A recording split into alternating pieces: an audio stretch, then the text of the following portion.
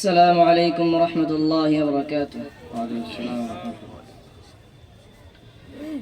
أعوذ بالله من الشيطان الرجيم.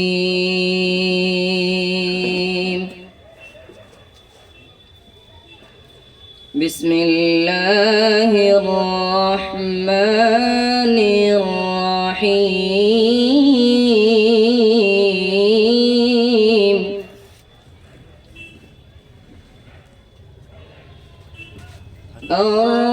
الرحمن علم القرآن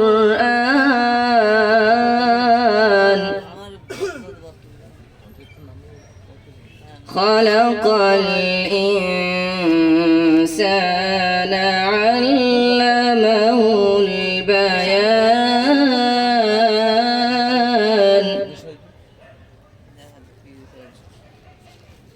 الشمس والقمر بحسبان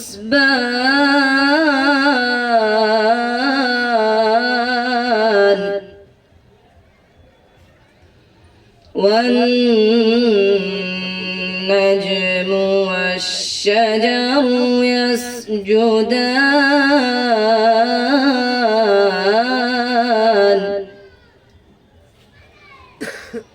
والسماء رفعها ووضع الميزان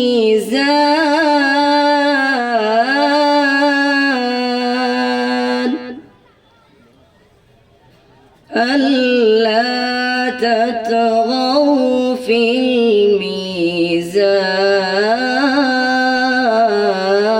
الميزان وأقيموا الوزن بالقسط ولا تخسروا الميزان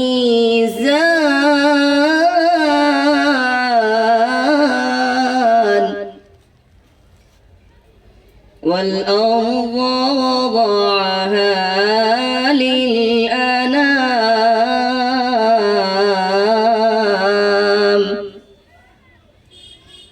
فبأي آلاء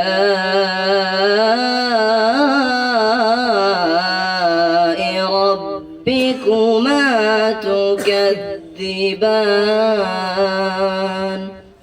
السلام عليكم ورحمة الله. ওয়ালাইকুম আসসালাম রহমতুল্লাহ। মোহাম্মদ আফিফ আলহামদুলিল্লাহ এখানকারই ছাত্র। করা ওয়া তালাও হাক্কা তিলাওয়াতিহি যে কথাটা আলহামদুলিল্লাহ এখানকার যারা হাফিজ আছেন এই দুটো ছাত্র দিয়ে আমাদের কাছে যথেষ্টভাবে প্রমাণিত যে তারা তাদের শ্রম এবং চেষ্টাকে সার্থক করে তোলার চেষ্টা করেছেন এবং এই ছেলে দুটির মধ্য দিয়ে মাশাআল্লাহ তাদের পরিশ্রম আল্লাহ তাআলা সার্থকতায় পৌঁছে দেন। তারা যে পরিশ্রম করেছে এবং মাদ্রাসা কর্তৃপক্ষের যে প্রচেষ্টা আল্লাহ তাআলা যেন কবুল করে নেন। জাযাকাল্লাহ। এবার আমরা আমাদের কাছে এখানে একজন আলোচক হিসেবে উপস্থিত আছে, তাকে আমরা বিজ্ঞাপনে হয়তো নাম দেখবো না মনে হয়, তো এরকম একজন আলোচক আমাদের এখানে আছে মোহাম্মদ আলিফ ভাই এখানে আছেন। আমি যাকে 15 মিনিটের জন্য একটু অবকাশ দিচ্ছি। মোহাম্মদ আফিফ আলিফ সাহেব তিনি আপনাদের সামনে কিছু বক্তব্য রাখবেন।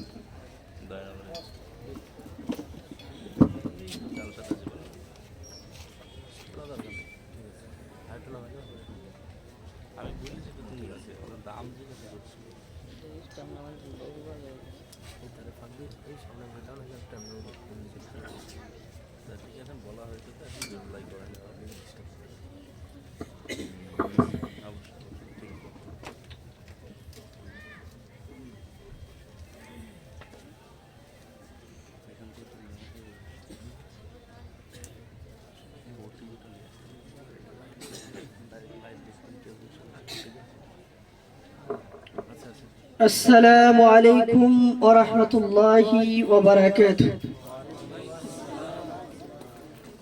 الحمد لله رب العالمين والصلاة والسلام على أشرف الأنبياء والمرسلين وعلى آله وأصحابه أجمعين أما بعد فأعوذ بالله من الشيطان الرجيم بسم الله الرحمن الرحيم وما أمروا إلا ليعبدون الله مخلصين له الدين حنفاء ويقيموا الصلاة ويؤتوا الزكاة ذلك دين القيمة وقال رسول الله صلى الله عليه وسلم لا يدخل الجنة جسد غزي بالحرام সম্মানিত উপস্থিতি, সংক্ষিপ্ত সময়ে আমার আলোচ্য বিষয় হলো ইবাদত কবুলের শর্ত। উক্ত বিষয়ে এক গুরুত্বপূর্ণ তথ্যবহুল বিবরণের চেষ্টা করব ইনশাআল্লাহ আজ্জা ওয়া জাল। ওয়া মা তাওফীকি ইল্লা বিল্লাহ। রব্বি ইশরাহ লি সাদরি ওয়া ইয়াসসির লি আমরি ওয়াহলুল উকদাতাম মিন লিসানি ইয়াফকাহু কওলি। সম্মানিত উপস্থিতি, ইবাদত কবুলের শর্ত এই বিষয়টি অত্যন্ত গুরুত্বপূর্ণ একটি বিষয়। কেননা আমাদের ইবাদত, যে ইবাদতগুলো আমরা করি, নামাজ, রোজা, হজ, যাকাত, জিকির, আজকার, যত ইবাদত আছে যেগুলো আমরা করি, এগুলো কিছু শর্তের উপর নির্ভরশীল। সেই শর্তগুলো যদি আপনার মধ্যে না থাকে তাহলে ইবাদত কবুল হবে না। যেমন আমরা সকলে নামাজ পড়ি তো, কথা বলেন, হাত তোলেন, নামাজ পড়ি তো। নামাজ পড়ার পূর্বে যদি আমরা উজু না করি, কেবলামুখী না হয়ে আমাদের পোশাক আশাক যদি পাক না হয়, তাহলে কি নামাজ হবে? কথা বলেন, নামাজ হবে না। ঠিক অনুরূপ ভাবে যাবতীয় ইবাদত কবুল হওয়ার জন্য কিছু শর্ত রয়েছে।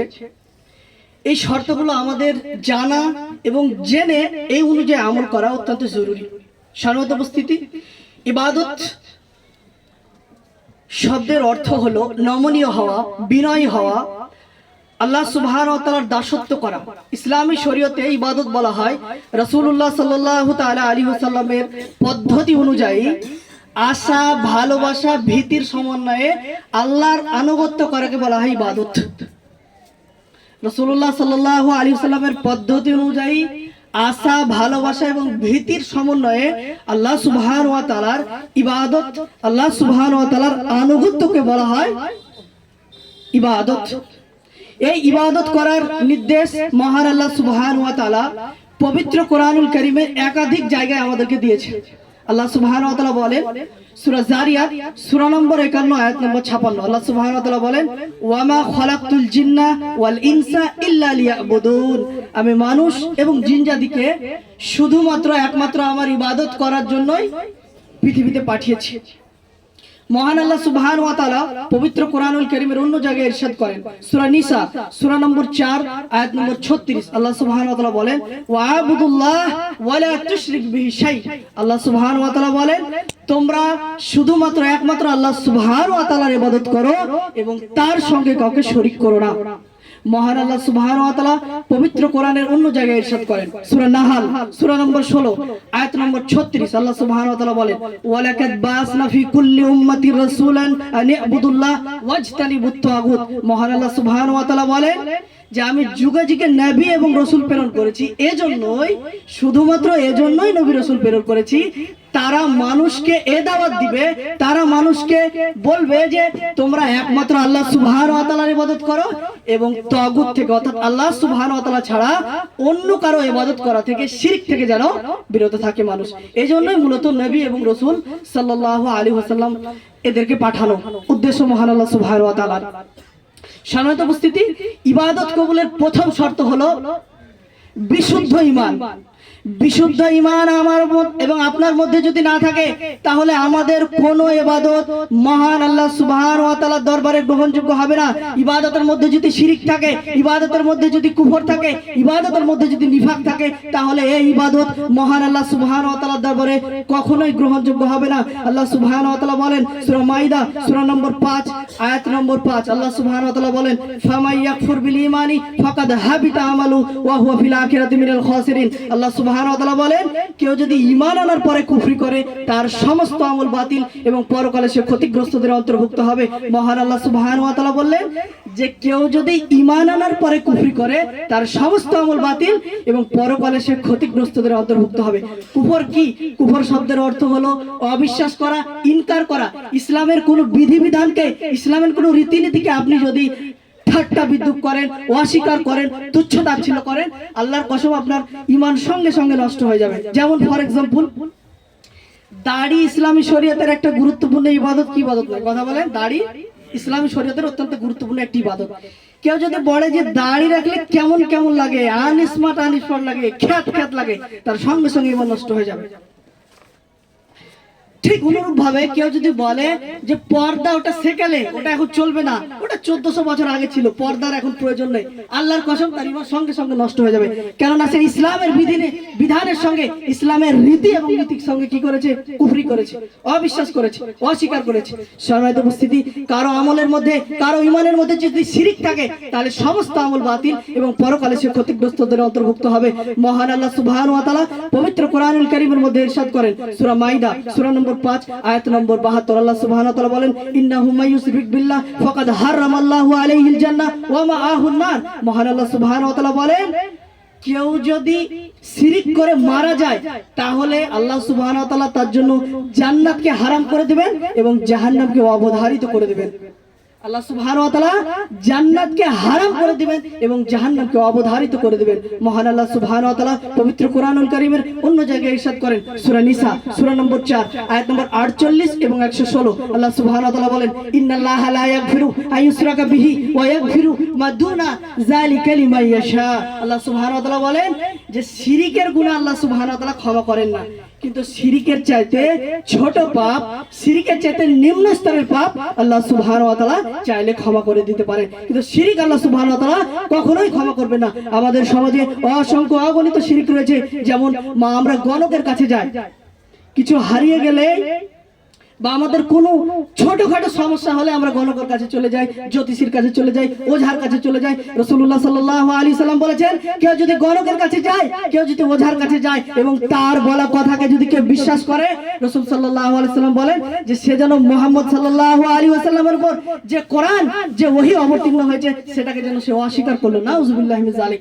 এছাড়া অসংখ্য অগণিত শিরিক আমাদের সমাজে রয়েছে, যেহেতু সময় সংক্ষিপ্ত এই জন্য উল্লেখ করছি না। আর একটা শিরিক তাবিজ ঝোলানো, এটা আমাদের সমাজে অসংখ্য অগণিত জায়গায় আমরা দেখতে পাই। রাসূল সাল্লাল্লাহু আলাইহি সাল্লাম বলেছেন, মান তাআল্লাকা তামিমা ফাকাদ আশরাকা। কেউ যদি শিরিক করে, আল্লাহ সুবহানাহু ওয়া তাআলা, রাসূলুল্লাহ সাল্লাল্লাহু আলাইহি সাল্লাম বলেছেন যে মান তাআল্লাকা তামিমা ফাকাদ আশরাকা, যে ব্যক্তি তাবিজ লটকালো ওই ব্যক্তি শিরিক করলো। সম্মানিত উপস্থিতি, তাহলে আমাদেরকে বিশুদ্ধ ঈমান আনতে হবে, যে ঈমানের মধ্যে থাকবে না শিরিক, যে ঈমানের মধ্যে থাকবে না কুফর, যে ঈমানের মধ্যে থাকবে না নিফাক, যে ঈমানের মধ্যে থাকবে না তাগুত। সম্মানিত উপস্থিতি, ইবাদত কবুলের দ্বিতীয় শর্ত হলো বিশুদ্ধ নিয়াত এবং ইখলাস। বিশুদ্ধ নিয়াত এবং ইখলাস আমার এবং আপনার মধ্যে যদি না থাকে, তাহলে আল্লাহ সুবহানাহু ওয়া তাআলা ইবাদত গ্রহণ করবেন না। মহান আল্লাহ সুবহানাহু ওয়া তাআলা পবিত্র কোরআনুল কারীমের মধ্যে ইরশাদ করেন, আল্লাহ সুবহানাহু ওয়া তাআলা বলেন, সূরা বাইয়িনা সূরা নম্বর 98 আয়াত নম্বর 5, আল্লাহ সুবহানাহু ওয়া তাআলা বলেন, ওয়া মা উমিরু ইল্লা লিয়াবুদুনাল্লাহা মুখলিসিনা লাহুদ-দ্বীন হুনাফা ওয়া ইউকিমুস সালাতা ওয়া ইউতুজ যাকাতা যালিকা দীনুল কাইয়্যিমা। আল্লাহ সুবহানাহু ওয়া তাআলা বলেন যে আমি মানুষকে তো এই নির্দেশ দিয়ে পাঠিয়েছি, তারা যেন একনিষ্ঠভাবে শুধুমাত্র আল্লাহকে রাজি এবং খুশি করার জন্য তারা যেন ইবাদত করে এবং তারা যেন সালাত কায়েম করে, যাকাত দেয়, আর এটাই হলো সঠিক দিন। আল্লাহ সুবহানাহু ওয়া তাআলা পবিত্র কোরআনুল কারীমের অন্য জায়গায় ইরশাদ করেন, সূরাতুল জুমার সূরা নম্বর 39 আয়াত নম্বর 11, আল্লাহ সুবহানাহু ওয়া তাআলা বলেন, কুল ইন্নী উমিরতু আন আ'বুদুল্লাহা মুখলিসান লাহুদ-দ্বীন। মুহাম্মদ সাল্লাল্লাহু আলাইহি সাল্লাম আপনি বলুন যে আমাকে তো এজন্যই পাঠানো হয়েছে, আমাকে তো এই নির্দেশ দিয়ে পাঠানো হয়েছে, আমি যেন শুধুমাত্র একমাত্র আল্লাহ সুবহানাহু ওয়া তাআলার ইবাদত করি। এই জন্য তাহলে ইবাদত কবুলের দ্বিতীয় শর্ত কি বলেন? কথা বলেন, ভুলে গেলেন নাকি? ইবাদত কবুলের দ্বিতীয় শর্ত কি? বিশুদ্ধ নিয়াত এবং ইখলাস। এই প্রসঙ্গে একটা হাদিস আমরা উল্লেখ করতে চাই, যে হাদিসটি রয়েছে সুনানে নাসাই, হাদিস নম্বর 3441 নম্বর হাদিস। আবু উমামা বাহিনী রাদিয়াল্লাহু তাআলা আনহু বলেন, রাসূলুল্লাহ সাল্লাল্লাহু আলাইহি সাল্লাম বলেছেন যে ইবাদতটা শুধুমাত্র আল্লাহকে রাজি এবং খুশি করার জন্য করা হয়, ওটাই আল্লাহ সুবহানাহু ওয়া তাআলা গ্রহণ করেন, অন্য কোনো ইবাদত আল্লাহ সুবহানাহু ওয়া তাআলা গ্রহণ করেন না। যেটা আল্লাহকে রাজি এবং খুশি করার জন্য করা হয়, শুধুমাত্র ওটাই আল্লাহ সুবহানাহু ওয়া তাআলা গ্রহণ করেন, অন্য কোনো ইবাদত আল্লাহ সুবহানাহু ওয়া তাআলা গ্রহণ করেন না। আপনি নামাজ পড়ছেন, আপনি নামাজে দাঁড়িয়েছেন, পাশে আব্দুল্লাহ সালাফি সাহেব বসে আছেন, আপনি ভাবছেন যে আব্দুল্লাহ সালাফি সাহেব তো একটু বসে আছে, তো আমি একটু নামাজটাকে দীর্ঘায়িত করি, আমি নামাজটাকে একটু সুন্দর করি, এটা গ্রহণ করবেন না, কারণ এটা হলো রিয়া, এটা হলো লোক দেখানো আমল, এটা হলো শিরক, ছোট শিরক। এই ধরনের আমল আল্লাহ সুবহানাহু ওয়া তাআলা গ্রহণ করবেন না। পরবর্তী পয়েন্ট, রাসূলুল্লাহ সাল্লাল্লাহু আলাইহি ওয়াসাল্লামের আনুগত্য অনুযায়ী ইবাদত করা। যে ইবাদতটা আপনি করবেন এই ইবাদতটা না যে রাসূলুল্লাহ সাল্লাল্লাহু আলাইহি ওয়াসাল্লামের আনুগত্য অনুযায়ী হয়, রাসূলুল্লাহ সাল্লাল্লাহু আলাইহি ওয়াসাল্লামের আনুগত্য অনুযায়ী যদি ইবাদত না হয় তাহলে এই ইবাদত আল্লাহ সুবহানাহু ওয়া তাআলা কখনোই গ্রহণ করবেন না। মহান আল্লাহ সুবহানাহু ওয়া তাআলা বলেন পবিত্র কোরআন সূরা আল হাসর সূরা নম্বর 59 আয়াত নম্বর 7, আল্লাহ সুবহানাহু ওয়া তাআলা বলেন ওয়া মা আতাকুমুর রাসূল ফাখুযুহু ওয়া মা আনহাকু আনহু ফান্তাহু ওয়াত্তাকুল্লাহ ইন্নাল্লাহা সাদীদুল ইকাব। আল্লাহ সুবহানাহু ওয়া তাআলা বলেন যে মুহাম্মদ সাল্লাল্লাহু আলাইহি ওয়াসাল্লাম তোমাদেরকে যেটা দেয় সেটা গ্রহণ করো, মুহাম্মদ সাল্লাল্লাহু আলাইহি ওয়াসাল্লাম তোমাদেরকে যেটা দেয় সেটা গ্রহণ করো, আর মুহাম্মদ সাল্লাল্লাহু আলাইহি ওয়াসাল্লাম তোমাদেরকে যেটা নিষেধ করে সেটা থেকে বিরত থাকো। তাহলে ইবাদত কবুলের শর্ত হলো রাসূল সাল্লাল্লাহু আলাইহি ওয়াসাল্লাম যে আমল যেভাবে দিয়েছে, রাসূলুল্লাহ সাল্লাল্লাহু আলাইহি ওয়াসাল্লাম যে আমল যেভাবে দিয়েছেন আমাকে আপনাকে ওই আমল ওইভাবেই করতে হবে, নচেত ইবাদত কবুল হবে না। এ প্রসঙ্গে একটা হাদিস আমরা উল্লেখ করতে চাই, যে হাদিসটি রয়েছে সহিহ আল বুখারী হাদিস নম্বর 7280 নম্বর হাদিস। عن أبي هريرة رضي الله تعالى عنه قال قال رسول الله صلى الله عليه وسلم আবু হুরায়রা রাদিয়াল্লাহু তাআলা আনহু থেকে বর্ণিত, তিনি বলেন রাসূলুল্লাহ সাল্লাল্লাহু আলাইহি ওয়াসাল্লাম বলেছেন, রাসূলুল্লাহ সাল্লাল্লাহু আলাইহি ওয়াসাল্লাম বলেন যে কুল্লু উম্মতি ইয়াদখুলুনাল জান্নাহ ইল্লা মান আবা। রাসূলুল্লাহ সাল্লাল্লাহু আলাইহি ওয়াসাল্লাম বলেন আমার উম্মতের প্রত্যেকটা সদস্যই জান্নাতে যাবে ইল্লা মান আবা, তবে যে ব্যক্তি জান্নাতে যেতে অসম্মত জ্ঞাপন করেছে ওই ব্যক্তি যাবে না। সাহাবা একরাম জিজ্ঞাসা করলেন যে ইয়া রাসূলুল্লাহ কে জান্নাতে যেতে অসম্মত জ্ঞাপন করেছে? রাসূলুল্লাহ সাল্লাল্লাহু আলাইহি ওয়াসাল্লাম বললেন যে মান আতানি দাখালাল জান্নাহ ওয়া মান আসানি ফাকাদ আবা। রাসূলুল্লাহ সাল্লাল্লাহু আলাইহি ওয়াসাল্লাম বলেন যে ব্যক্তি আমার আনুগত্য করবে ওই ব্যক্তি জান্নাতে যাবে, যে আমার নাফরমানি করবে ওই ব্যক্তি জান্নাতে যাবে না। রাসূলুল্লাহ সাল্লাল্লাহু আলাইহি ওয়াসাল্লাম অন্য হাদিসের মধ্যে বলেন, এই হাদিসটি রয়েছে সহিহ আল বুখারী হাদিস নম্বর 2697 নম্বর হাদিস, এবং সহিহ মুসলিম 1718 নম্বর হাদিস, এবং সুনান ইবনে মাজাহ হাদিস নম্বর 45। عن عائشة رضي الله تعالى عنه قالت قال رسول الله صلى الله عليه وسلم رسول الله صلى الله عليه وسلم বলেন মান আহাদাসা ফি আমরিনা হাযা মা লাইসা মিনহু ফাহুয়া রাদ্দুন। রাসূলুল্লাহ সাল্লাল্লাহু আলাইহি ওয়াসাল্লাম বলেন যে এই দ্বীনের মধ্যে এই ধর্মের মধ্যে এমন কোন নতুন কোন কিছু আবিষ্কার করলো, এমন কোন নতুন পথ পন্থা আবিষ্কার করলো, রাসূলুল্লাহ সাল্লাল্লাহু আলাইহি ওয়াসাল্লাম বলেন যে ওটা গ্রহণ করা হবে না। যেটা রাসূল সাল্লাল্লাহু আলাইহি ওয়াসাল্লাম বলেছেন, যেটা রাসূল সাল্লাল্লাহু আলাইহি ওয়াসাল্লাম করেছেন, যেটা সাহাবা একরাম করেছেন, যেটা সাহাবা একরাম বলেছেন ওটাই গ্রহণ করা হবে, অন্যটা গ্রহণ করা হবে না। একটা উদাহরণ দিই, আমাদের সমাজে একটা আমল প্রচলিত আছে, অনেক আমল প্রচলিত আছে। যেমন ফর এক্সাম্পল একটা, আমরা যখন সালাতে দাঁড়াই তখন একটা দোয়া পড়ি, নাইতুয়ান উসাল্লি লিল্লাহি। আপনাদের মুখস্থি আছে কি? কারো মুখস্থি আছে? কারণে এই দোয়া হচ্ছে একেবারে ভিত্তিহীন দোয়া, জাস্ট একটা উদাহরণ দিলে আর কি, অসংখ্য দেওয়া যাবে। তো এই ধরনের আমল এটা তো আমরা রাসূল সাল্লাল্লাহু আলাইহি ওয়াসাল্লামের পদ্ধতি অনুযায়ী পদ্ধতি মনে করে করি, এবং এটা ইসলামের একটা থিওরি মনে করে করি যে আমরা যদি নাইতুয়ান না পড়ি তাহলে সালাতের মধ্যে সমস্যা হতে পারে। অতএব এই ধরনের কোন আমল যেটা বিদআতি আমল, যেটা রাসূল সাল্লাল্লাহু আলাইহি ওয়াসাল্লাম বলেনি, যেটা সাহাবা একরাম বলেনি, এই ধরনের আমল করলে আমল কবুল হবে না। সম্মানিত উপস্থিতি, ইবাদত কবুলের চতুর্থ শর্ত হলো, ইবাদত কবুলের 4 নম্বর শর্ত হলো হালাল রুজি। হালাল রুজি ছাড়া আমার আপনার কোন ইবাদত আল্লাহ সুবহানাহু ওয়া তাআলার দরবারে কখনোই গ্রহণযোগ্য হবে না। এ প্রসঙ্গে মহান আল্লাহ সুবহানাহু ওয়া তাআলা পবিত্র কোরআনুল কারীমের মধ্যে ইরশাদ করেন, সূরা বাকারা সূরা নম্বর 2 আয়াত নম্বর 168, আল্লাহ সুবহানাহু ওয়া তাআলা বলেন ইয়া আইয়ুহান নাস কুলু মিম্মা ফিল আরদি হালালান তাইয়্যিবান ওয়া লা তাত্তাবিউ খুতুওয়াতিশ শাইতান ইন্নাহু লাকুম আদুব্বুম মুবিন। আল্লাহ সুবহানাহু ওয়া তাআলা বলেন যে পৃথিবীর মানুষ তোমরা শোনো, তোমরা সকলেই শোনো যে তোমাদের জন্য পৃথিবীতে যেটা হালাল করা হয়েছে, তোমাদের জন্য পৃথিবীতে যেটা বৈধ করা হয়েছে সেটা ভক্ষণ করো, আর শয়তানের পদাঙ্ক অনুসরণ করো না, কেন শয়তান তোমাদের প্রকাশ্য শত্রু। শয়তান আমাদের কি শত্রু বলেন? কথা বলেন, প্রকাশ্য শত্রু।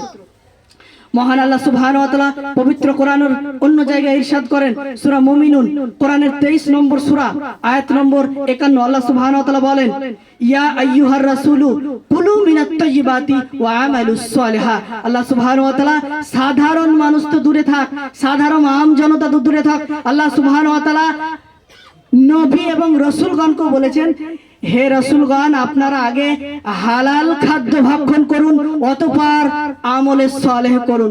তাহলে আগে আমলে সালেহা না আগে হালাল রুজি? কথা বলেন, আগে হালাল রুজি, অতঃপর আমলে সলেহা। অতএব আপনার কোনো দান, আপনার কোনো ইবাদত, আপনার যে কোনো ইবাদত কবুল হবে না যদি না হালাল রুজি না থাকে। সম্মানিত উপস্থিতি, অতএব হালাল রুজি আমাদেরকে যে কোনো মূল্যে অর্জন করতেই হবে। এ প্রসঙ্গে একটা হাদিস আমরা উল্লেখ করতে চাই যে সম্মানিত উপস্থিতি, এ প্রসঙ্গে একটা হাদিস আমরা উল্লেখ করতে চাই যে হাদিসটি রয়েছে মিসকাতুল মাসাবি, হাদিস নম্বর 2787 নম্বর হাদিস, এবং ইমাম বাইহাকি এই হাদিসটির মধ্যে এই হাদিসটি তার সুয়াবুল ঈমানের মধ্যে উল্লেখ করেছেন, হাদিস নম্বর 5759 নম্বর হাদিস। আন আবি বকর রাদিয়াল্লাহু তাআলা আনহু قال قال رسول الله صلى الله عليه وسلم لا يدخل الجنة جسد غذي بالحرام।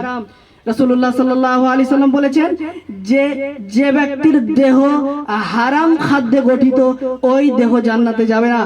যে ব্যক্তির দেহ হারাম খাদ্যে গঠিত ওই ব্যক্তির দেহ জান্নাতে যাবে না। যে ব্যক্তির দেহ হারাম খাদ্যে গঠিত ওই দেহ কখনোই জান্নাতে যাবে না। সম্মানিত উপস্থিতি, আল্লাহ সুবহানাহু ওয়া তাআলা আমাদের প্রত্যেককে জানো ইবাদত কবুলের যে শর্তগুলো আমরা আলোচনা করলাম, বিশুদ্ধ ঈমান, রাসূলুল্লাহ সাল্লাল্লাহু আলাইহি ওয়াসাল্লামের তরিকা, বিশুদ্ধ ইখলাস এবং নিয়াত এবং হালাল রুজি, এই চারটা পয়েন্ট মেনে যেন আমাদেরকে ইবাদত করার তৌফিক দান করেন। আল্লাহ সুবহানাহু ওয়া তাআলা আমাদের প্রত্যেকের ইবাদত এবং বন্দেগী কবুল করেন। আল্লাহ সুবহানাহু ওয়া তাআলা আমাদের প্রত্যেককে জান্নাতুল ফিরদাউস দান করেন। আল্লাহ সুবহানাহু ওয়া তাআলা আমাদের প্রত্যেককে হেদায়েত দান করেন। আল্লাহ সুবহানাহু ওয়া তাআলা আমাদের প্রত্যেককে ঈমান নিয়ে কবরে যাওয়ার তৌফিক দান করেন। আমিন। ওয়া আখির দাওয়ানা আলহামদুলিল্লাহি রাব্বিল আলামিন। আসসালামু আলাইকুম ওয়া রাহমাতুল্লাহি ওয়া বারাকাতুহু।